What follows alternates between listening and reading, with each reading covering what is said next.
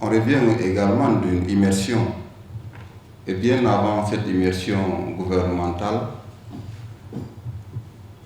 des équipes du ministère de la Santé vont régulièrement à l'intérieur du pays. Les constats sont là, les observations sont là.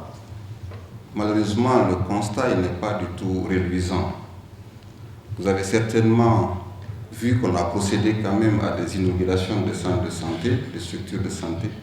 Il y a ces endroits où les populations nous ont dit que depuis l'indépendance, elles n'ont pas eu une structure de santé. Et les malades sont transportés par des hamacs. Tout à l'heure, honorable président a fait mention des ambulances. Justement, je prends l'exemple d'un centre de santé que nous avons inauguré à Lebekere. J'avoue qu'aujourd'hui, on me donne une ambulance, je ne peux pas la mettre à disposition parce que la route est quasi impraticable.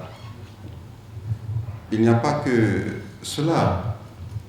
Nous avons eu à mettre à disposition des vaccins. Notre pays était à 95% de rupture en vaccins traditionnels.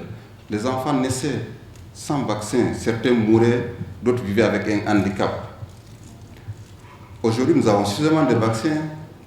Nous organisons des campagnes de façon régulière pour le rattrapage. Nous avons même un projet de campagne commando de vaccination pour rattraper le nombre d'enfants n'ayant jamais eu une dose de vaccin.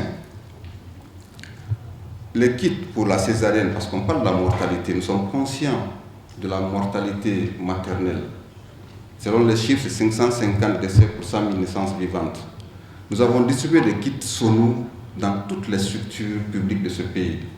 En ce moment, il n'y avait aucun kit dans une structure.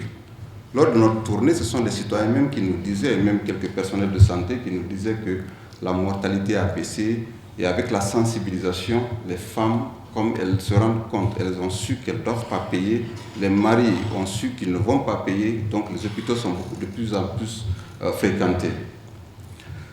Au-delà de tout cela, pour ce qui est des ressources humaines, nous avons en ce moment une activité que nous devons mener bientôt relative à la carte sanitaire. À l'issue de cette activité, nous aurons de façon précise et claire les besoins réels de nos citoyens, de nos concitoyens sur les 245 857 km² en termes de santé, en matière de santé, que ce soit pour les structures sanitaires, que ce soit pour le personnel de santé. Nous saurons où est-ce qu'on doit construire un poste de santé, un centre de santé amélioré, un CMC. Et où est-ce qu'il faudra envoyer un médecin, une sage-femme, une infirmière, un infirmier, etc.